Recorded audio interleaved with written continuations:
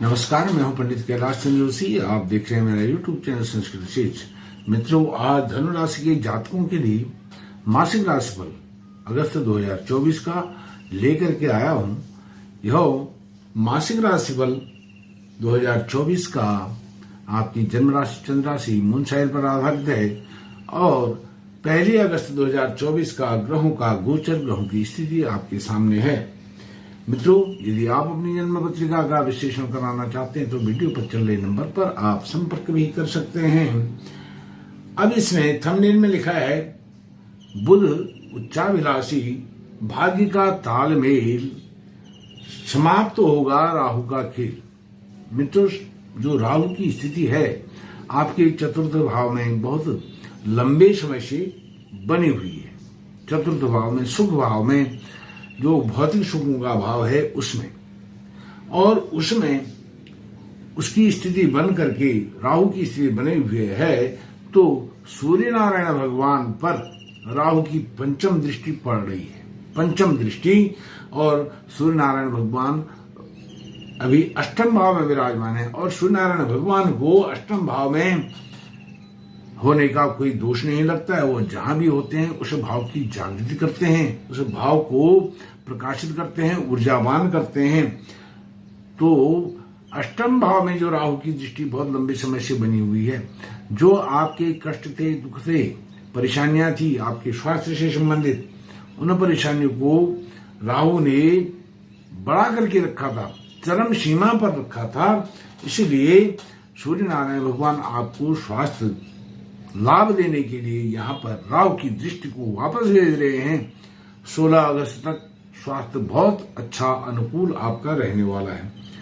उसके साथ ही जब 16 अगस्त को सूर्य नारायण भगवान अपने ही घर में चले जाएंगे, अपनी मूल त्रिकोण राशि सिंह राशि में चले जाएंगे, बहुत और अधिक बहुत पावरफुल हो जाएंगे। उसमें जब भाग्य का साथ व्यक्ति को मिलता है तो उसमें कोई भी विपरीत ग्रह स्थिति, दशा, अंतरदशा ग्रहों की वह भी सफल नहीं हो पाती है। क्रूर ग्रहों की जो कुचाल है वह चाल को सूर्य नारायण भगवान अपने पौरुष से, अपने प्रकाश से, अपने तेज से, अपनी ऊर्जा से सब नष्ट कर देते हैं। इसलिए भाग्य का बड़ा तालमेल हो रहा है और भाग्य भाव में शुक्र और बुध महीने के आरंभ से ही विराजमान है। बुध जहां उच्चाभिलाषी हो रहे हैं और शुक्र वहां पर आपके लाभेश होकर के भाग्य भाव में विराजमान है, लाभ भाव से लाभ भाव में विराजमान है। तो यह बहुत ही अच्छी स्थिति है। दोनों सौम्य ग्रह हैं, सूर्य नारायण भगवान के घर में हैं और बुधादित्य योग भी वह बना देंगे 16 अगस्त को। तो यह इससे अच्छी स्थिति और कुछ नहीं हो सकती है। अब शनि महाराज तृतीय भाव में विराजमान है तो तृतीय भाव के शनि को, और वह भी बकरी, बहुत अच्छा माना गया है। अच्छे रिजल्ट आपको मिलेंगे। भाइयों से, छोटे भाइयों से सहयोग मिलेगा, पड़ोसियों से सहयोग मिलेगा और आप टूरिज्म पर, ट्रेवलिंग पर जा सकते हैं, दूर यात्रा पर भी जा सकते हैं। और इस प्रकार के जो यात्राएं हैं वह छोटी मोटी यात्राएं या बड़ी यात्राएं वह आपकी अच्छी होने वाली हैं, लाभदायक होने वाली हैं, आपको सफलता देने वाली हैं। यहाँ पर मंगल और गुरु छठे भाव में विराजमान है। गुरु यहाँ पर उतने अच्छे आपके लिए साबित नहीं हो रहे हैं, लेकिन मंगल छठे भाव में बहुत अच्छी स्थिति में है क्योंकि वह द्वादश भाव के स्वामी भी हैं। द्वादश भाव अर्थात व्यय भाव के स्वामी होकर के मंगल छठे भाव में ऋण, रोग, शत्रु के भाव में विराजमान है। तो जहां वो ऋण का व्यय करेंगे, अर्थात जो ऋण है उससे मुक्ति दिलाएंगे, रोग का व्यय करेंगे, रोग का व्यय हुआ, स्वास्थ्य का लाभ होगा। शत्रु का व्यय करेंगे, शत्रु समाप्त होंगे, मित्र मिलेंगे। ऐसी स्थिति, विपरीत राजयोग, सडन ऑफ बेनिफिट आपको मिल रहा है, अचानक लाभ, आकस्मिक लाभ की स्थिति मंगल अभी बना रहे हैं। 26 अगस्त तक मंगल आपके छठे भाव में ही विराजमान होकर के बहुत अनुकूल हैं। अष्टम भाव में सूर्य नारायण भगवान अनुकूल हैं और वह जब भाग्य भाव में मूल त्रिकोण राशि सिंह राशि में ही, स्वराशि में ही चले जाएंगे, फिर और अधिक पावरफुल होकर के भाग्य का भी आपको साथ मिलने वाला है। और गुरु महाराज जो छठे भाव में विराजमान हैं, वह दशम भाव पर उनकी पंचम दृष्टि पड़ रही है, केतु पर भी पंचम दृष्टि वहां दशम भाव में पड़ रही है।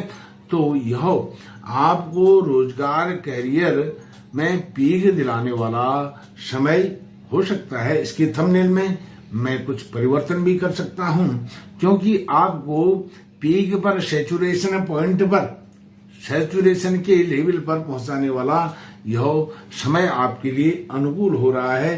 केवल एक राहु ऐसा है जो आपके सुख भाव में विराजमान होकर के आपको परेशान कर रहा है, लेकिन 16 अगस्त तक शुभ भाव को भी सूर्य नारायण भगवान बहुत अपने प्रकाश से आच्छादित कर रहे हैं, प्रकाशमान कर रहे हैं, जागृति दे रहे हैं। जहां पर आपकी माता जी का स्वास्थ्य को ठीक करेंगे, वहीं पर आप आपके भौतिक सुख संसाधनों में भी प्रकाश करेंगे, ऊर्जा लाएंगे। उनका बेनिफिट लाभ आपको देने जा रहे हैं सूर्य नारायण भगवान। और सूर्य नारायण भगवान सभी आपके घरों को, सभी भावों को, सभी स्थानों को जागृत करने के लिए इस समय सक्षम हैं, क्योंकि वह आपके भाग्येश हैं और भाग्य भाव में ही जल्दी आने वाले हैं। तो इसलिए आप इस महीने और अधिक रिजल्ट, अच्छे सकारात्मक रिजल्ट आपको मिले हैं। इसके लिए आप रोज सूर्य नारायण भगवान को अर्घ्य दें, आदित्य हृदय स्तोत्र का पाठ करें और हनुमान चालीसा के पाठ करें, क्योंकि छठे भाव में मंगल बहुत ही अच्छी स्थिति में विराजमान है।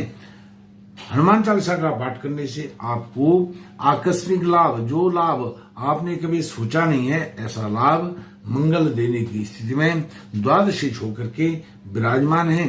और मंगल यहाँ पर आपको अपने भाव को, उसी भाव को जिससे विपरीत राजयोग बन रहा है, उस भाव को सप्तम दृष्टि से देख रहे हैं। तो मांगलिक यात्राएं, तीर्थ यात्राएं, तीर्थाटन और अच्छे कार्यों पर आपकी खर्च, यात्राओं पर खर्च होगा, लेकिन अच्छे कार्यों पर खर्च होगा, मांगलिक कार्यों पर खर्च होगा। और जो भी व्यय होगा उसमें वह फिजूल खर्ची नहीं मानी जाएगी। इस प्रकार से केवल आप सुख भाव को और अधिक बलवान करने के लिए, भौतिक सुख संसाधन आपको और अधिक प्राप्त हों, इसके लिए सूर्य नारायण भगवान की उपासना करें, अर्घ्य दें। और सूर्य नारायण भगवान के सामने प्रातः काल जब सूर्योदय होता है, चांद की तरह दिखाई देता है, तब त्राटक करें। इससे आपकी नेत्र ज्योति, आंखों की जो रोशनी है, आई साइड है, बहुत मजबूत होगी। मित्रों, इस वीडियो में इतना ही। आपका कोटि कोटि धन्यवाद। नमस्कार।